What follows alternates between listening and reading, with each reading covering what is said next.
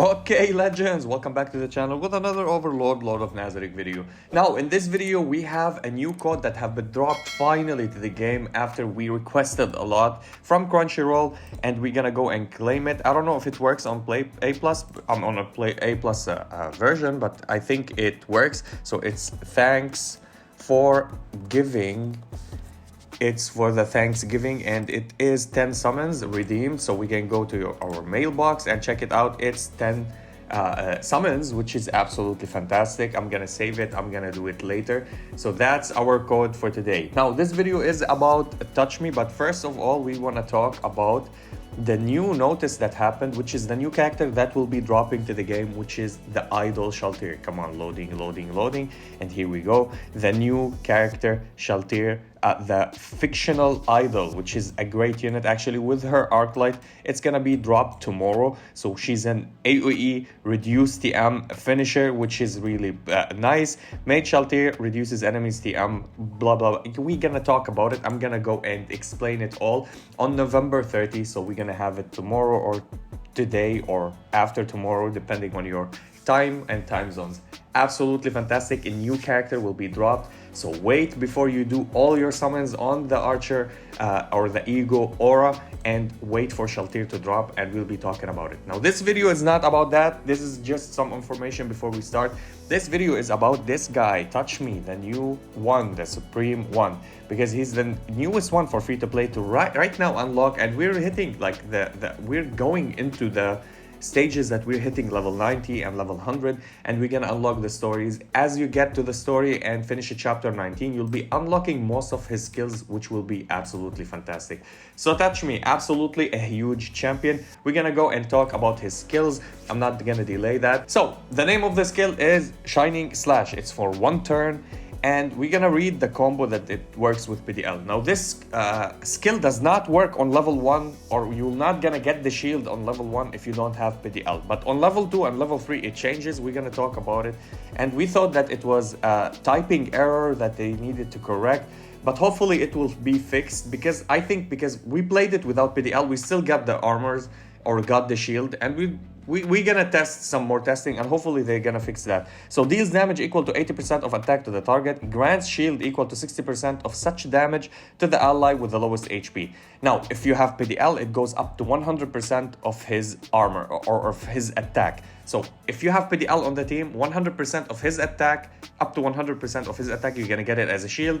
If you don't have him, you're gonna get 60% of that shield to the lowest ally with the damage that you dealt from the attack, which is 80%. So 60% of the 80%, you're gonna get it as a shield from the attack of Touch Me. If you have PDL, the combo will give you 100% of his attack, of PDL attack. So the combo with PDL is it increases the damage of the skill by 40% if you have PDL on the lineup. So I think for you to be more consistent with the damage of this skill, to have PDL actually on the team, because you will increase the damage. So 80 plus the 40, you're gonna go to 120. And when it goes even up and higher on the levels, you're gonna increase it by 40% because there's a combo with PDL. So at level 2, it deals damage equal to 90%. It grants a shield equal to 65% of such damage to the ally with the lowest HP, up to 100% of Touch Me's attack, not PDL anymore, and it cleanses you from a debuff before gaining the shield. So the unit that will gain the shield, it will be cleansed from 1 debuff, which is absolutely nice. Now on level 3, which becomes a dispeller or a stripper as well, dispels a buff from the enemy when you hit, deals damage equal to 100% of the target's attack, 100% of Touch Me's attack, and grant a shield equal to 70%, now no longer at 65 or at 60, to the target with Touch Me's attack. So with the lowest HP, up to 100% of Touch Me's attack, and removes the debuff. So removes the debuffs from the target or with the lowest HP and give them a shield, plus you deal damage to the enemy that you hit. It's a single target hit, plus you remove a buff from them. So 4 things happen, which is absolutely nice. This is only the first skill, which is really good and costs you 1.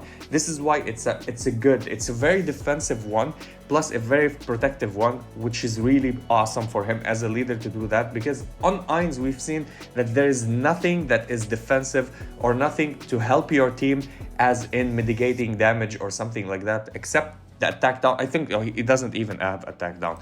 So The second skill, which is cost you 2, it's Heaven's Proxy, and it's a combo with Sebas. We're gonna talk about the combo with Sebas. Also a single target. So deals damage equal to 150% of attack to the target, 150 of Touch Me's attack, and hitting grants a 60% base chance to inflict healing block for 2 rounds. Healing block, which is absolutely nice. Now, the players that have Shaltir, the warrior Shaltir that we have, and they're using her, plus this boss with this passive and another with this skill and another passive that we'll be talking about, they will have so much fun. They love it.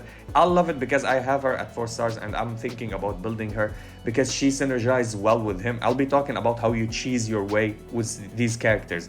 So if you have Sebas on the lineup, the combo is increased damage dealt by this skill by 15% and nullifies ER when inflicting healing block. So 60% chance when you inflict healing block, you remove all the ER, all the effect resistance from your characters or from the enemy that you hit with this single target, with this single spell, if you have Sebas on the lineup. It means if you want 100% chance, whatever it is the target, to get stunned, to get taunted, to get silenced by another skill that you're gonna inflict after doing this skill, you need to have Sebas on your team. So you're gonna go hit them, get healing block, remove all the ER from them, and then inflict something else with another character, which is absolutely great. Now, on level 2, deals damage equal to 165%, and if you have Sebas, increasing by 15%. So this one goes to 180%. Upon hitting, there's a 100 basic chance to inflict healing block. So healing block will be more consistent on level 2. And on level 3, you'll deal extra damage and increases the duration of healing block. Not increase the chances, but the duration for 3 rounds, no more 2 rounds, which is absolutely phenomenal. This is how you stop your team or your enemy from healing their allies. And if you have other units that deals healing block, such as, let's take it as Shaltir as face value, because Shaltir is the only one that is more consistent with her second skill to do that. You can be having 2 units that will not benefit from AoE heals or single target heals unless they get cleansed from that, which is absolutely great. Now, her third skill, and of course the mats, you can check where you can farm them if you click on them. It's Hell Expedition 19, and the last one, you're gonna go and farm it from Hell Expedition 20, but you can also at level 12, so there's 2 ways to farm that, not only 1 way. Last one, Descent of Justice, or the third one, Hero's Debut. This is one of the good, very good for bossing, very good for increasing the damage, and works with Shaltir perfectly as well. I'll be talking about it because the Warrior Shield is one of the most OP leaders mechanic that it can give for a character. So, as you see, it's with Cocytus. What does it do? Inflict Warrior Shield on the target for 2 rounds. Now, Warrior Shield increases the damage for the target that is buffed, plus you get Lifesteal, convert some of the damage that you deal as HP. I'll be talking about that and specifically explaining how it goes. Now, the combo with Cocytus, it's not that important. You don't need even Cocytus to be on the team, but he's comboing this with Cocytus. Why? Because after this skill is used, there's a 75% chance to inflict bleed on the target for 2 rounds. This is when you have Cocytus. That's the only thing that changes with this spell, which is really nice, actually adding a bleed if you want to be more consistent on your lineup and use it to inflict bleed. But this is not the major issue. You don't even have to play Cocytus on that lineup. So Warrior Shield, increase the damage by 30% and converts 15% of the damage into HP. Now it goes up to 35% and converts 20% into HP. And the inflicted warrior shield cannot be dispelled at level 2. So it's 100% on you. They cannot dispel it or strip it with other spells, such as his first skill if they're using the other opponent having Touch Me as a leader. They cannot remove this one. So at level 3, Warrior Shield increases damage by 40% and converts 25% of the damage into HP. 25%. And increasing the duration of the Warrior Shield for 3 rounds. This is at level 3 becomes OP. Now, why is the Warrior Shield is so much important? Now, forget the 40% that the damage increase. 25% of the damage you take back into HP, which is huge. Now, the good thing that I'll be talking about this, and this is for paying customers actually, if you paid money, it does not need to be a whale, but if you paid money actually, and you went to exploration and you bought this arc light, which is life or death. We're gonna go and talk about it. General effect: recovers HP by the amount equal to 7.5 of the damage dealt after using a skill, which can go to 15%, which is good for warriors. This is class for warriors. This is also a life steal that gives you 15%. So absolutely huge with the skill of this Cocytus. And if you want to go and play it on your, there's an exchange also that you can play on tanks. So the tanks goes up to 18%. So recovers 18% of max HP, no more than 75% of HP left after an action. When you do an action, it has a cooldown of 1, which synergizes good with this one, because you're gonna do the action, restore HP, max of your max HP, and then deal damage and restore some HP of the damage that you're dealt. So you have two ways. For free to play, it's only on tanks. Sadly, there's no one for rangers. There's no one for mages, or for healers. Healers are healers. It doesn't matter. They can have regeneration. So how does this work? So you're gonna go and use it. If you use the purchased one for the warriors, that's 15% HP back plus 25%. That's a 40%. That's 40% of HP back. With 18% for the tanks, that would be huge. There's a 40%. Now, how does this grow even better? If you want to play somebody like Shaltir, and this is why I was talking a lot about Shaltir, that it works with this one. So Shaltir, with her ultimate, if you're gonna go and read her ultimate, she gives you lifesteal, a buff that converts 35% of the damage dealt into HP, different than lifesteal effects cannot stack. Different lifesteal effects cannot stack. It does not stack as lifesteal effects as buffs on top of them, but this one is a warrior shield. It's not a lifesteal. This is a lifesteal. The other one is not a lifesteal. It's a buff from the boss as a warrior shield. It works together, they stack. It's not considered a lifesteal. Absolutely does not consider it as a lifesteal. So they can, if you read on the buff of Shaltir that said it does not synergize with other buffs of lifesteal, one of them works. This one works, does not affect anything. Also, the arc light is not considered a buff. It's called a mechanic or an arc light on you that also it can proc. So you will read proc arc light, and this one will also proc, and you can use her spell as a lifesteal, which will proc. So you will be having a 25% here, 15% as a warrior from there, that's a 40%, and then 35, that's a 75% lifesteal from the total damage that you do. And if you're playing a knight, forget the 15%, it's an 18%. So an extra 3% that goes up to 78%. No, forget 78. It goes to 48% because we're 43% actually, because we don't have Shaltir. So 43% on the knights, which is absolutely fantastic, and it goes for the duration for 3 rounds. This is so broken for bossing. Why? Because of the damage increase by 40%. You're gonna deal increasing damage with the warrior shield. So warrior shield, as we said, increases damage by 30%. The damage dealt is 40%, increase the damage by 30%. You'll deal 30% extra. If you target a unit, you can click on a unit and buff that specific unit. I want to highlight how here debut is one of the most insane buffs in the game. Lifesteal plus extra damage, which is great. Now, let's talk about his AoE skill, which is the Descent of Justice. Absolutely nice. It does not need any combo. He becomes a healer. He becomes a cleanser as well. So deals damage equal to 124% to the target. There's a primary target, so it's an AoE. You deal damage to all the targets, but specifically one single target, you click on it, it will grant them something. We're going to talk about it in the description. Grants 100% basic chance to inflict indispellable defense down on the primary target for 2 rounds. So if you click on a specific target, the only target, it will get the defense down. Now, the defense down, this one that Touch Me has, is different from the defense down that you get from other characters. The other characters get 30%. He gives a 40% on his defense down, and it applies the highest one. So if you did apply somebody like, let's say you're playing Shaltir, she does defense down. The defense down is 30%, and you apply this one to the target, it will give you a defense down of 40%, not 30%. The 30% will be removed. They will not stack together. Okay, so this is the highest one in the game so far as a normal defense down. Restores HP equal to 100% of Touch Me's attack for all allies. He becomes a healer for all allies. He heals you massively, and it has a cooldown of 4 rounds, and it needs 3 to accumulate. We're gonna talk how much you're gonna accumulate points. It's only the cooldown that will be the point break for you. At level 2, deals extra damage and restores HP to 100%, 10% of his attack to all allies, and grant 50% basic chance to inflict indispellable defense down on other targets for 2 rounds. So it has a 50% basic chance to inflict it on all targets. So all the enemies might get the defense down, not only the specific main target, which will have a 100%. Now on level 3, which is even greater than that, deals damage equal to 160% of attack and restores HP equal to 120, which is great healer, becomes a healer better than other healers, and increases the inflicted defense down to higher tier defense down. So higher tier defense down is no longer 40%, it's 50%.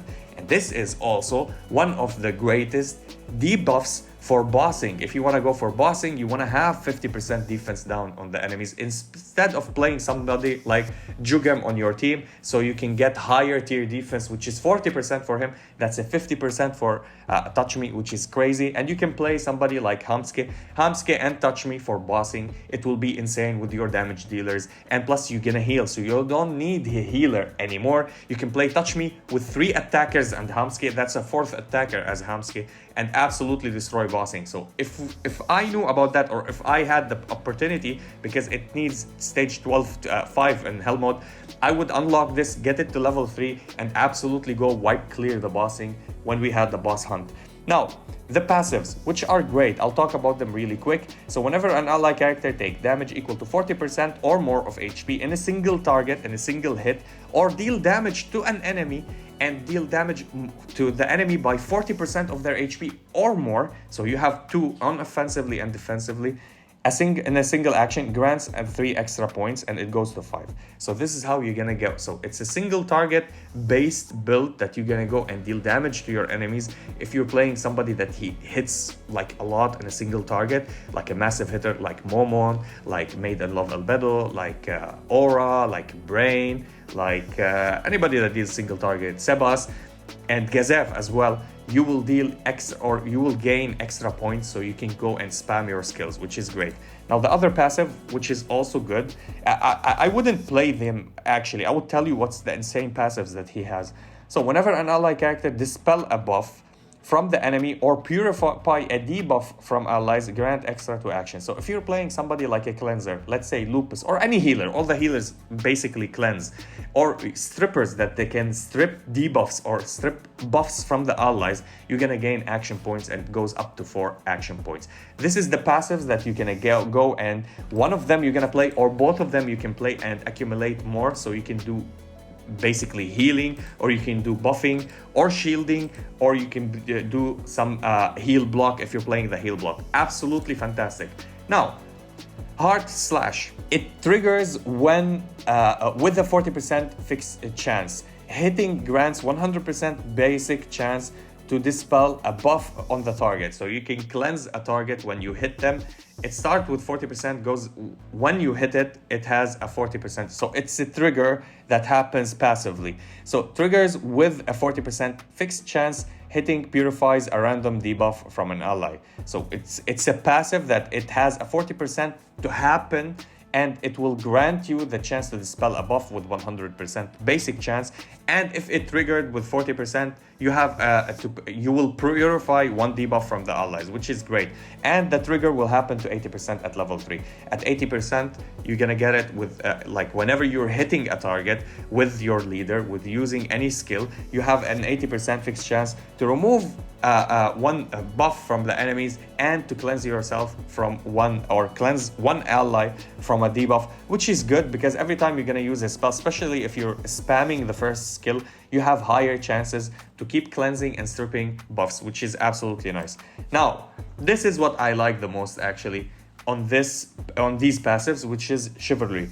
Now, for every ally from the Emerald faction in battle, increases Eins, they say Eins, this is the mistranslation here, it's Touch Me, increases Touch Me's attack by 5%. So if you're playing full full team with Emerald, 4 Emerald, that's a 20%, which is great, especially also versus bossing if you need Emeralds to go and counter somebody from the Sapphire or somebody, yeah, from the Sapphire faction. And FX pen by 10%. Now, if you don't know what FX pen is for the other characters with the ultimate, the FX is the ultimate of other characters. Pen is penetration, which is ignoring shields by 10%. So if you deal damage to the enemy and there's a shield, 10% of that will go through the shield and deals the damage, which is good, and it goes up to 30%, and the attack will be increasing at level 3 by 10% for every emerald. So it means his damages will increase by 40% if there's 4 emerald, which is huge. Now, another one, which is power attack, another passive that I like so much, and it synergizes with specifically my team. I'm gonna build him specifically for this, and everybody I think they are playing, or most of the players have these units are built with them. So when the Supreme being, which he is, if this is stupid, he will be in the battle, reduces damage taken by allied warriors, the warrior characters, by 6% and increase the counter rate by 10%. So if you're playing a team that counters a lot, if you have counter on units, if you're playing any unit that buffs counters on the team, such as Brain, and most of us built Brain actually, you will increase the counter rate by 10% up to 20%, and the damage taken will be reduced by 12% for all warriors. So it means if you're playing Cocytus by himself has counter rate and he's a warrior, so you can play him on this lineup. If you want Shaltir, she's a warrior and also she has counter.